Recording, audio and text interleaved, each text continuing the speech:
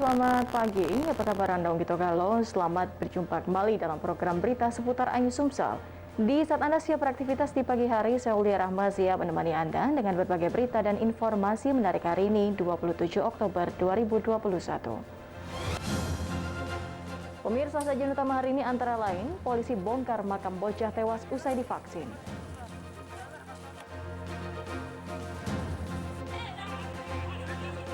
Husni Chandra bantah provokasi serang warga.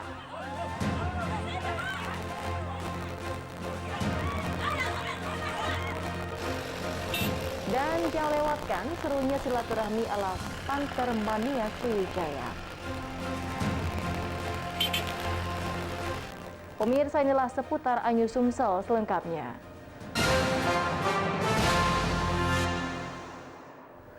Polrestabes Palembang membongkar makam seorang bocah berusia 14 tahun yang tewas usai divaksin. Pembongkaran dilakukan untuk mengungkap penyebab kematian korban yang diduga dibunuh. Senin siang, Satuan Reskrim Polrestabes Palembang bekerjasama dengan tim Dokes Polda Sumsel melakukan pembongkaran makam Muhammad Madon, bocah berusia 14 tahun di TPU Puncak Sekuning, Palembang.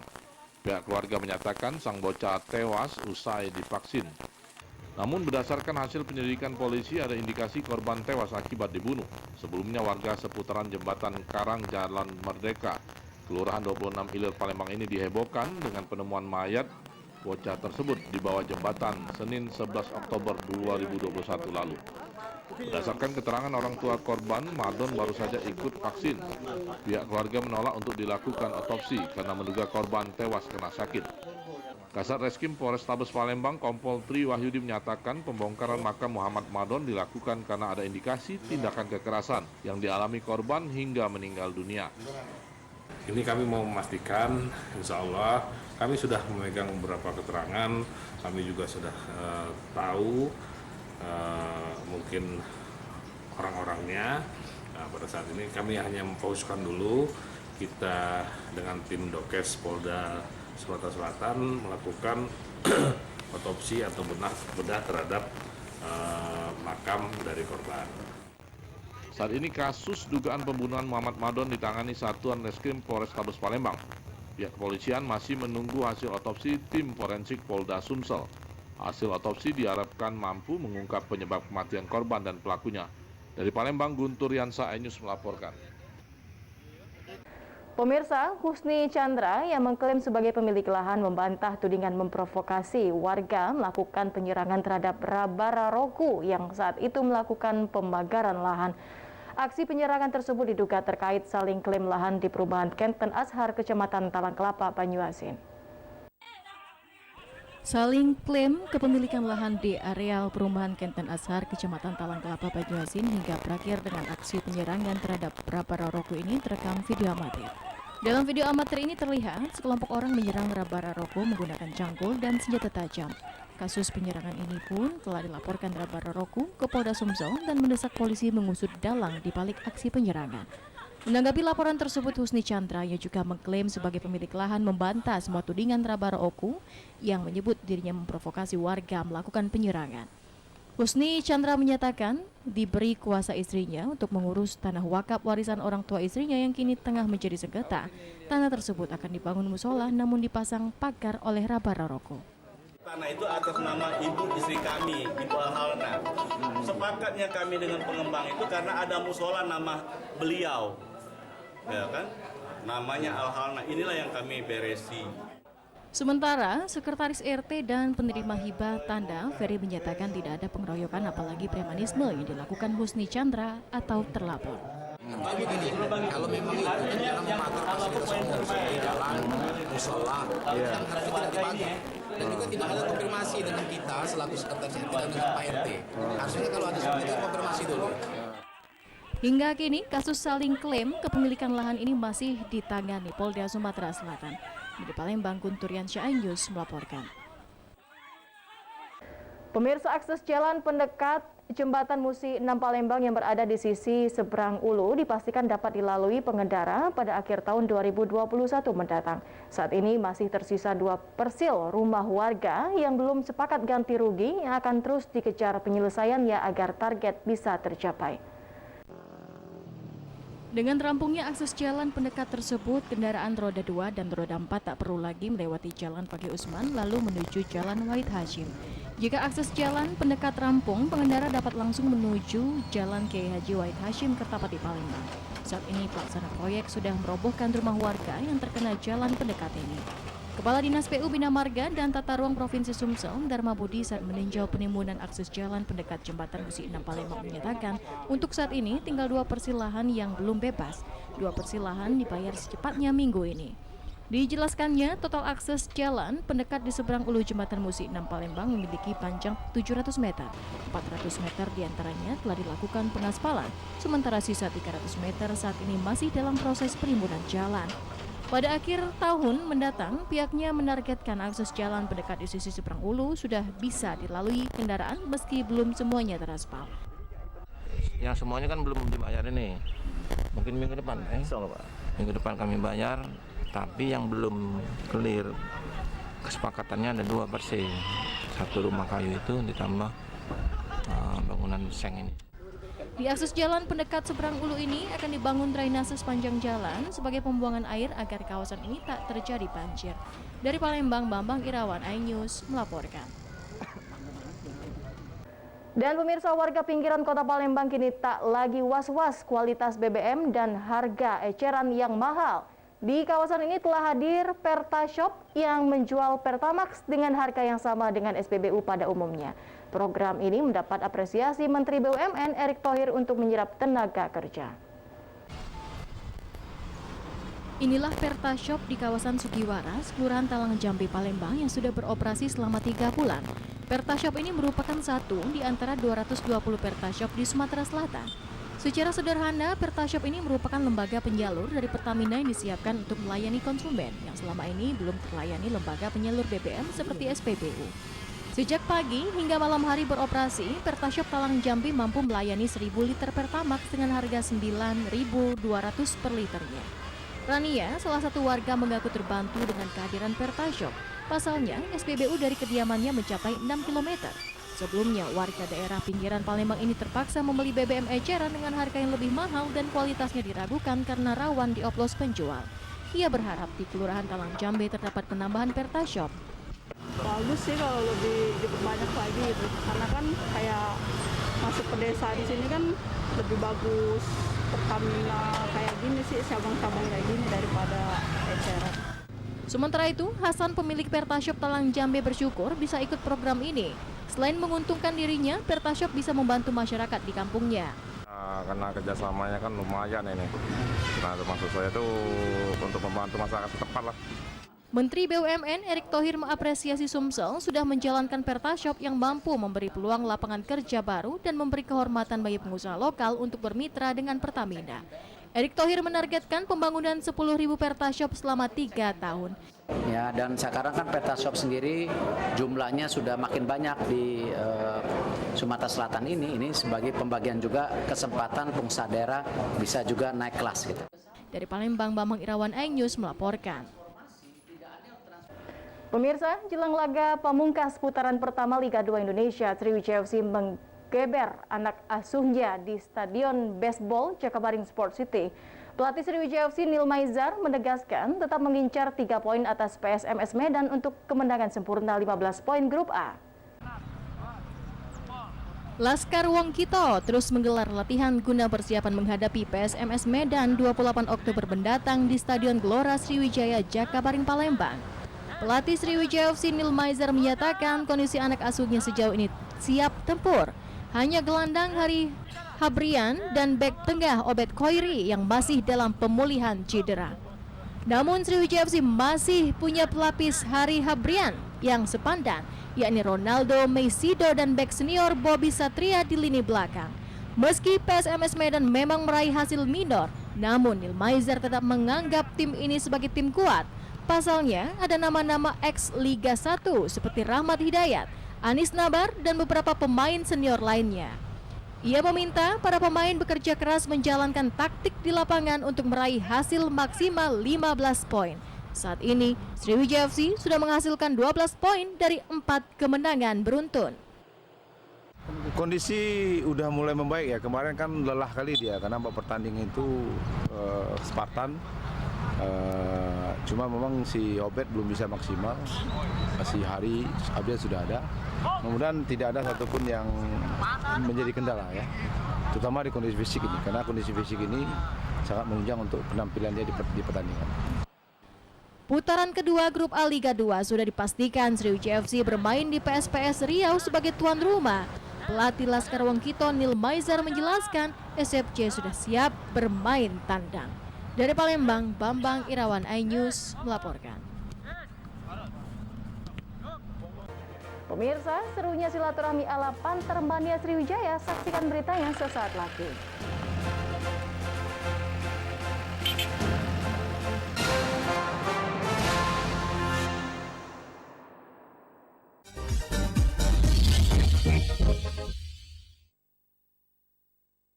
Kuatlah hatimu hadapi masalah, tegarkan langkahmu hadapi semua, dan berikan senyuman.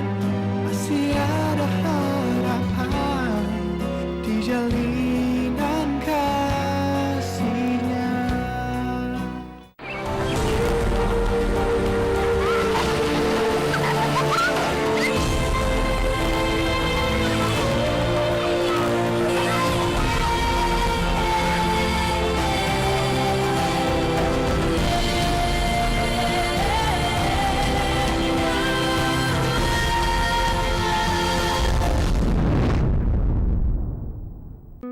Yayasan Jalinan Kasih bekerja sama dengan Smile Train menyelenggarakan operasi gratis sumbing bibir dan langitan. Untuk pendaftaran hubungi Sekretariat Yayasan Jalinan Kasih 021 3983 6962 atau 021 3909 103 atau 021 3902 120 atau 021 3913 013.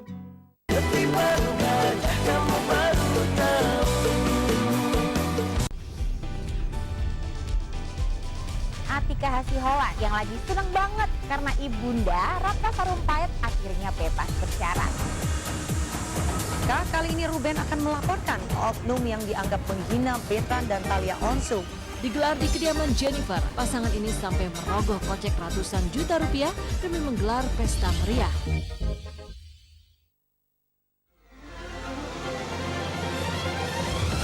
Tim gabungan kembali mengevakuasi korban kecelakaan bus Sriwijaya. Pemirsa, polisi akan mengumumkan hasil uji balistik penembakan gedung DPR. Pemirsa, razia minuman keras di Tangerang, Banten diwarnai kejar-kejaran polisi dan beberapa pemuda mabuk.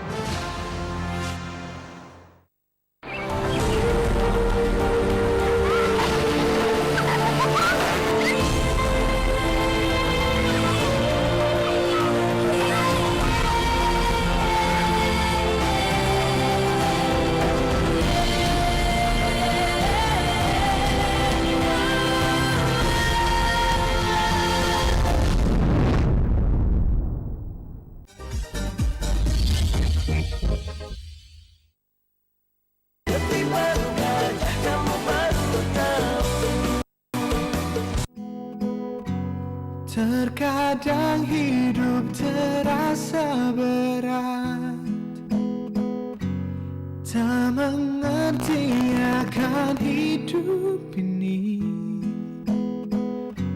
Namun di balik semua cobaan, Tuhan masih pedulikanmu.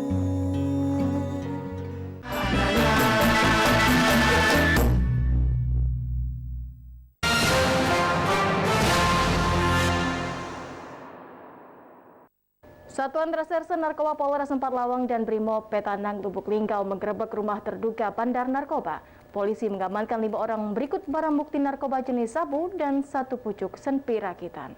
Belakang, belakang, belakang, belakang, belakang, belakang, belakang, belakang. Rekaman video amatir ini memperlihatkan detik-detik penggerebekan rumah terduga bandar narkoba di Desa Sukakaya, Kecamatan Saling, 4 Lawang. Dalam video tampak polisi berusaha mendobrak pintu kamar yang dikunci tersangka dari dalam. Aduh, itu. Ini dia. Itu dia.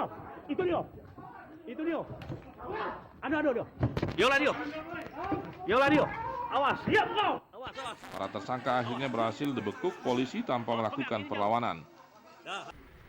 Tim gabungan Satres Narkoba, Polres 4 Lawang dan Brimob Petanang Lubulingga mengamankan 5 orang berikut barang bukti 15 paket sabu dengan berat total 2,89 gram yang disimpan tersangka di dalam dompet, 1 pucuk senpi rakitan jenis revolver, uang tunai Rp11.400.000, 6 unit ponsel, timbangan digital dan kantung plastik klip kecil.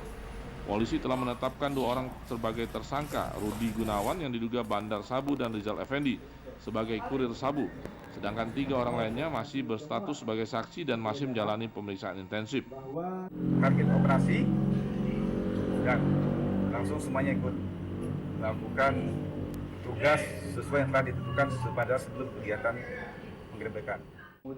Tersangka bakal dijerat pasal 114 subsidiar, pasal 112 Undang-Undang Nomor 35 Tahun 2009 dan Undang-Undang Darurat Nomor 12 Tahun 1951 tentang kepemilikan senjata api ilegal dengan ancaman hukuman penjara seumur hidup. Dari Palawang, Amri Wijaya iNews melaporkan.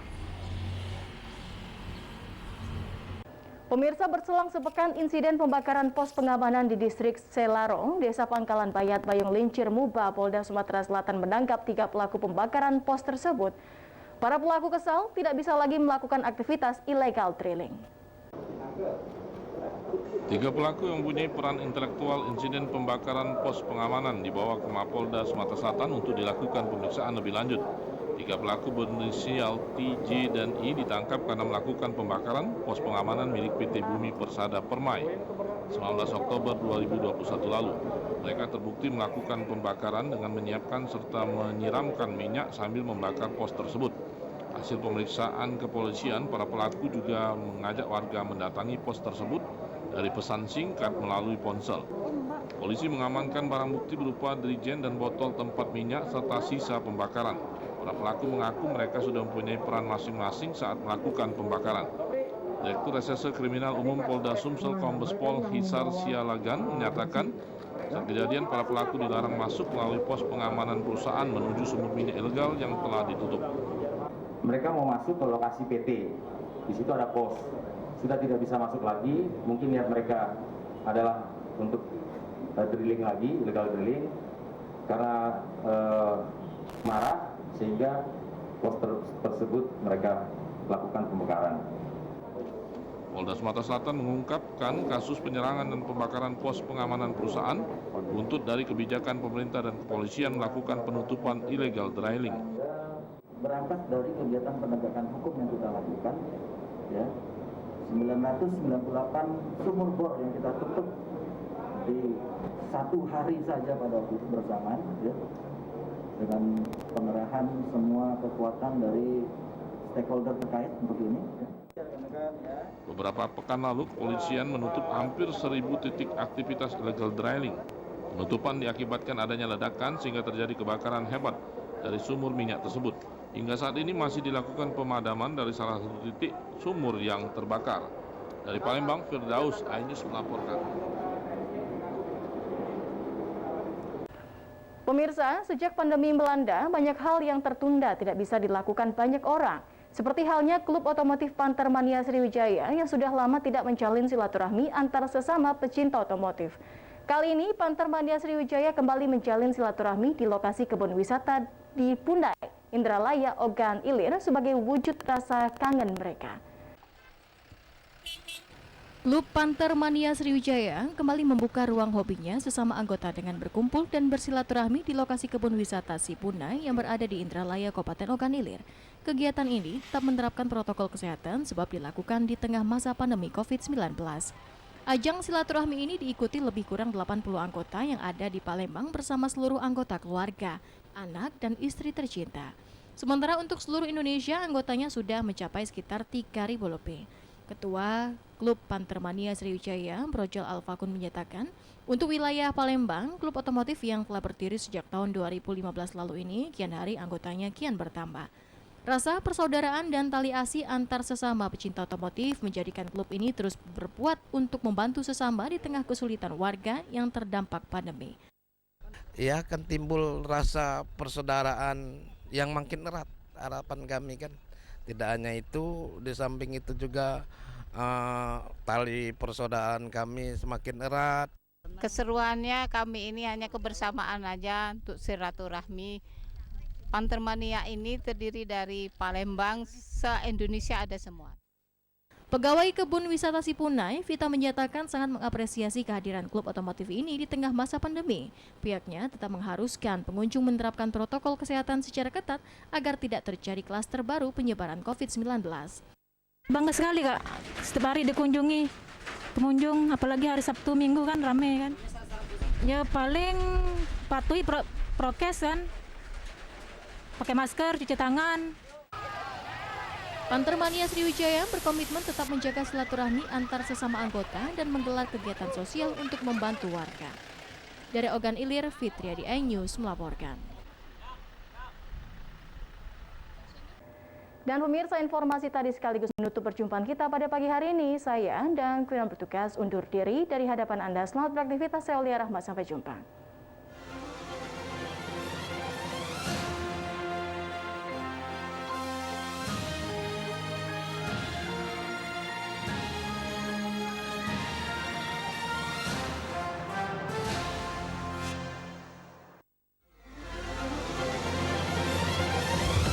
Tim gabungan kembali mengevakuasi korban kecelakaan bus Sriwijaya. Pemirsa, polisi akan mengumumkan hasil uji balistik penembakan gedung DPR. Pemirsa, razia minuman keras di Tangerang, Banten diwarnai kejar-kejaran polisi dan beberapa pemuda mabuk.